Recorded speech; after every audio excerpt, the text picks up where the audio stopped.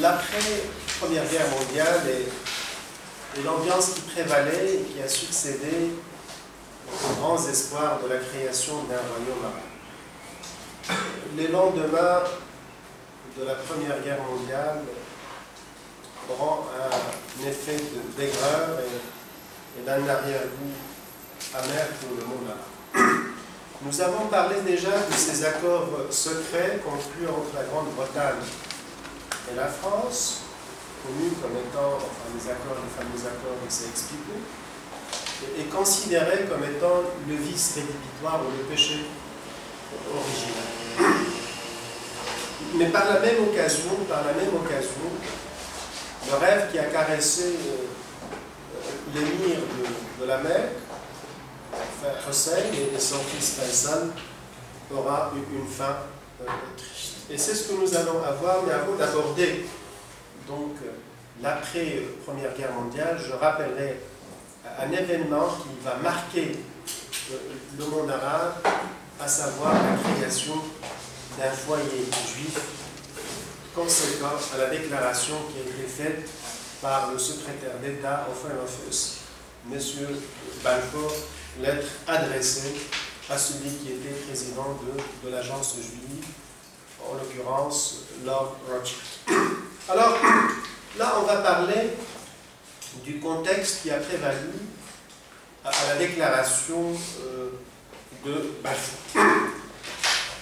La déclaration de Balfour se fonde sur le substrat idéologique du sionisme. Le sionisme est une conséquence du contexte qui prévalait en Europe, marqué par l'antisémitisme.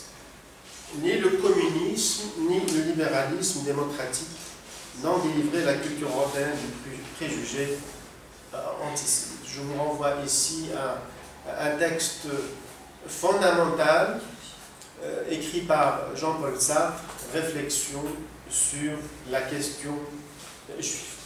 Alors, c'est un peu ce contexte qui va tout simplement, cet antisémitisme prégnant, qui va préparer à l'émergence du sionisme.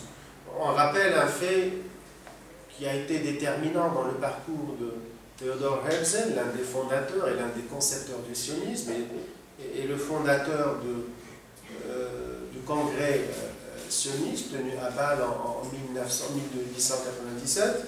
On raconte que Herzl, qui était un avocat, journaliste autrichien assimilé, mais il n'a eu la conscience finalement de sa judéité qu'à la faveur de l'affaire Dreyfus. Il était en France pour couvrir l'événement et c'est là qu'il a constaté le sentiment d'antisémitisme. Il a constaté qu'en fin de compte, le juif n'était pas assimilé. Et c'est à partir de cela que Herzl va nourrir donc l'espoir d'un État juif. D'ailleurs, c'est le titre d'un travail qu'il a écrit, l'État juif. Mais au-delà de la réflexion, Herzl s'est fait plutôt remarquer par l'action. Et son action fondamentale et décisive était justement la tenue du congrès sioniste à Bâle, le premier congrès, en 1897.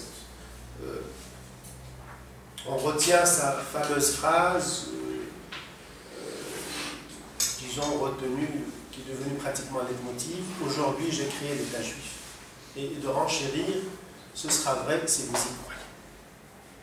Donc, à la réflexion, M. Herzl se doublait d'un homme d'action, et cette action prenait d'autres formes par un activisme diplomatique. Il avait des contacts, bien sûr, auprès de la puissance mondiale de l'époque, qui était la Grande-Bretagne, mais pour réaliser ce rêve qui, selon finalement disons, l'orthodoxie sioniste, ne devait avoir lieu que dans la terre qui a vu pratiquement l'expression biblique, à savoir la Palestine. Et donc, il fallait avoir des contacts avec la puissance qui avait la tutelle, c'est-à-dire la Sublime Porte. il a tapé à la porte de la sublime porte, même s'il n'a pas pu finalement contacter ou avoir une entrevue avec le sultan Abdelhamid. Mais pour lui, il était fondamental d'avoir des entrées auprès de l'Empire ottoman pour réaliser ce rêve. Herzl était un esprit très, très pragmatique. Il avait même à un moment envisagé une solution de rechange, de voir un peu la difficulté de pouvoir réaliser ce rêve en Palestine, du fait qu'il y avait une population, et du fait que Abdelhamid n'était pas très enthousiaste, qui était tenu par l'obligation de préserver donc, l'islam, la terre de l'islam, etc. Herzl avait envisagé donc une solution de rechange en Ouganda et même en Argentine. Mais ces épigones s'en tiendront après sa mort, donc au rêve de créer un État juif en Palestine.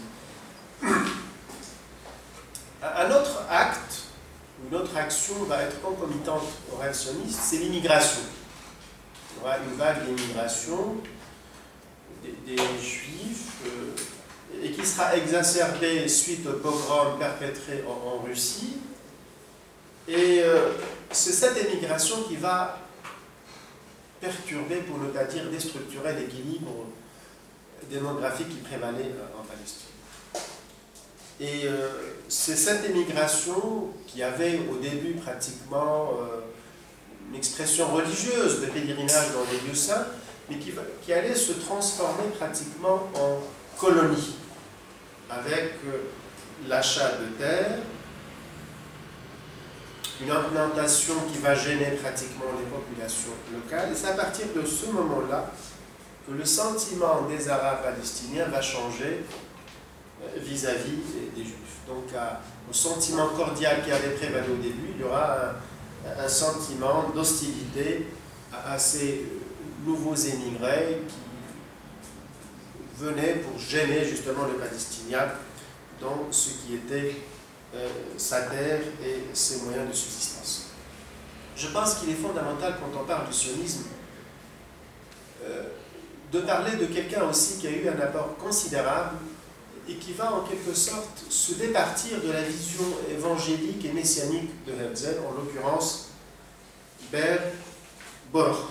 Ber Borochov, qui était marxiste, pensait que le sionisme n'avait pas finalement d'avenir sans une assise économique. Il fallait pour lui tout simplement que le juif travaille la terre et qu'il s'organise en syndicat. C'est ce que nous appelons le socialisme juif. Et c'est certainement la réflexion de Ber Borochov qui sera à l'origine de deux structures fondamentales qui vont donner corps au rêve sioniste, en l'occurrence les coopératives agricoles, les kibbutz, pluriel kibbutzim, et les syndicats estradut. Peut-être qu'il faudra un peu mentionner une autre dimension du sionisme et qui va être pratiquement reléguée aux oubliés.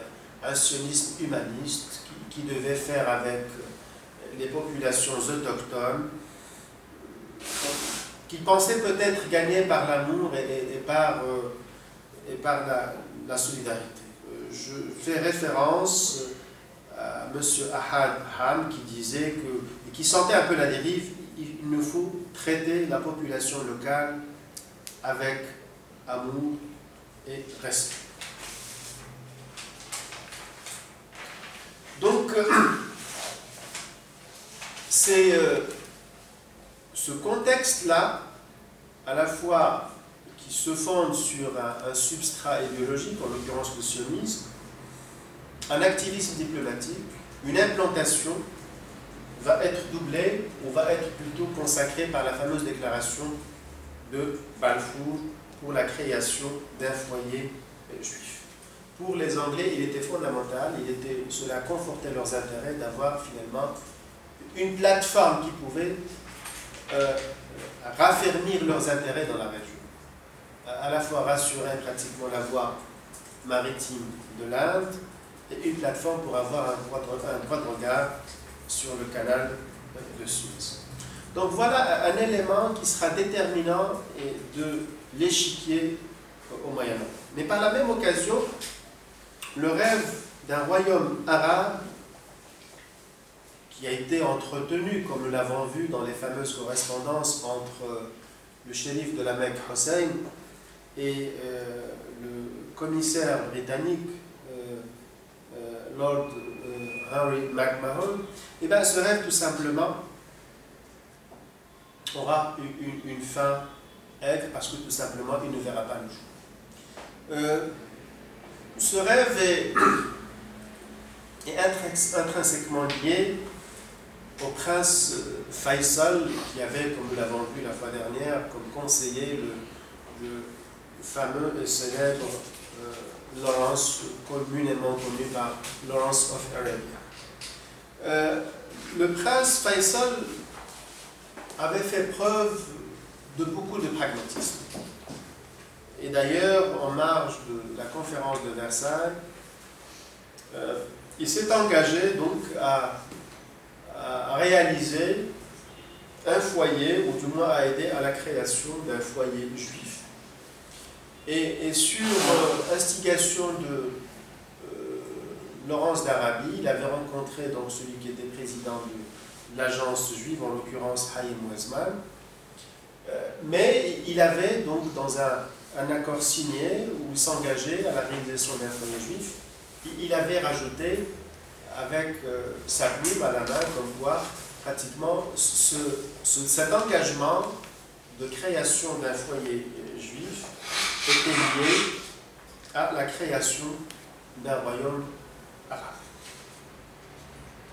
Ce que Faisal ne savait pas, c'est qu'entre-temps, Anglais et Français avaient conclu pratiquement leur accord pour justement d'épaisser la région en zone d'influence. Et donc, la région qui devait en quelque sorte être pratiquement le réceptacle ou le cadre du royaume arabe, c'est-à-dire la Syrie, la Grande Syrie, et bien cette Grande Syrie sera dévolue à la France conformément aux accords de Sexty. La France avait comme déterminant dans sa politique la protection des minorités chrétiennes. Et donc pratiquement, elle avait demandé justement à avoir la tutelle, plutôt le mandat plus exactement, parce que c'est le terme qui sera forgé au lendemain de la Première Guerre mondiale, d'avoir un mandat sur les contrées où il y avait une minorité chrétienne, donc la Syrie, le Liban et la Palestine. La France lorgnait sur la Palestine où il y avait justement une minorité chrétienne. Mais les Britanniques, de même que les sionistes, feront en sorte que pratiquement la Palestine sera dévolue aux Britanniques. Le prince Faisal, qui, comme je l'avais dit, était un esprit très pragmatique, avait accepté le principe de mandat.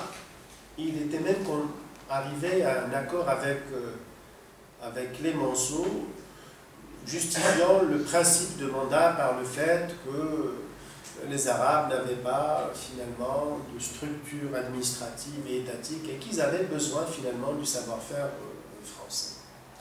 Mais entre-temps, il y avait un événement qui va changer la donne, c'est que Clémenceau allait se retirer de la scène publique. Et donc la France ne se tenait plus finalement tenue par les engagements conclus. Et c'est une nouvelle équipe en France qui va se désengager des promesses faites par Clémenceau.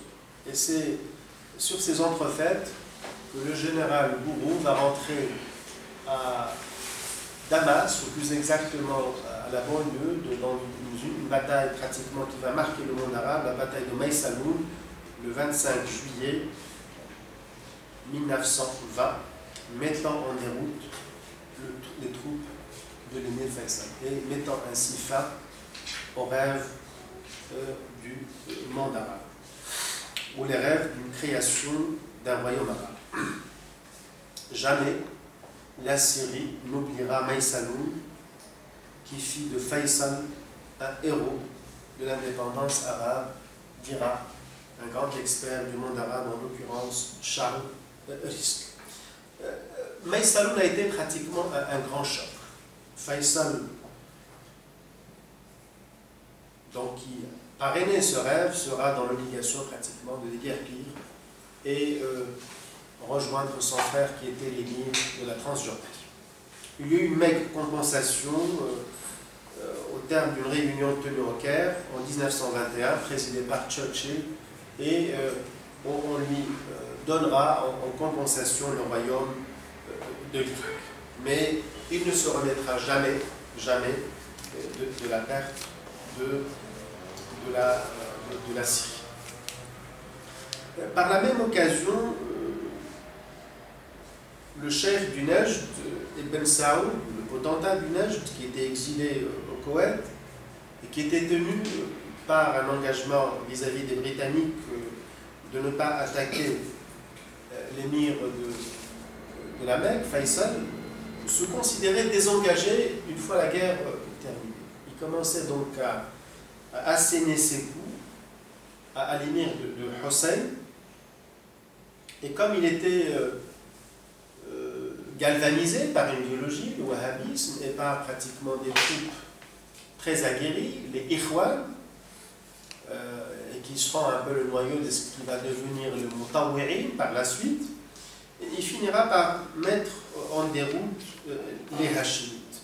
La mauvaise gestion des Hachimites des pèlerinages jouera en la faveur d'Ibn Saoud, et quand Hussein se déclara calife, après l'abolition du califat par Mustafa Kemal Atatürk, Ibn Saoud se considérait tout simplement en droit de mettre fin à ce rêve, et comme il était aguerri, il mit fin pratiquement au règne des Hachimites au Hejaz. Il sera poussé par la suite à s'exiler à Chypre, et ainsi prit fin le règne des Hachimites au profit des Saouds, qui le 8 décembre 1926 prit le titre du roi du Hijaz. Je voudrais tout simplement terminer par dire que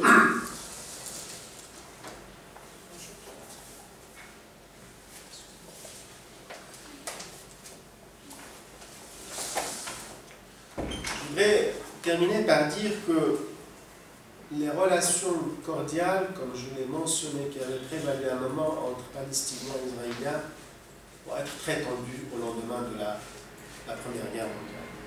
Il y a eu, comme je l'ai dit tout à l'heure, le flux migratoire, la Aliyah, comme je viens de le mentionner.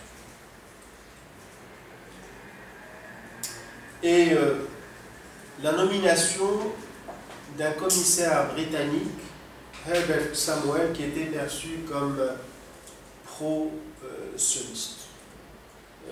Lui-même était pratiquement l'un des rédacteurs de la déclaration de Balfour. Il favorisa donc la colonie, ce qui ne manqua pas, donc la colonie juive en Palestine, ce qui ne manqua pas de susciter donc la colère des Arabes.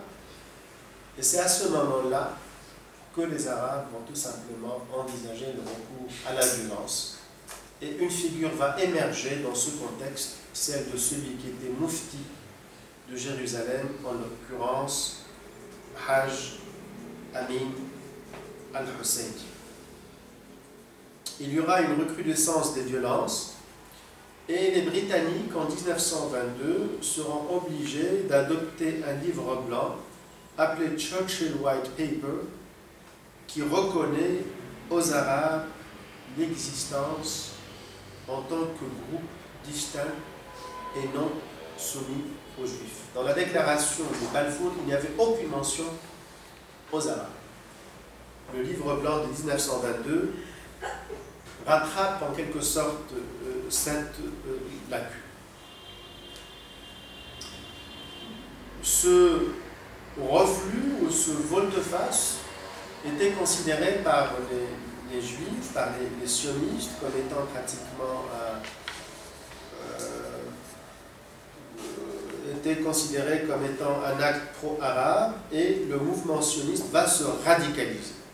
C'est à ce moment-là qu'émergera une figure qui va marquer le mouvement sioniste par ses positions radicales.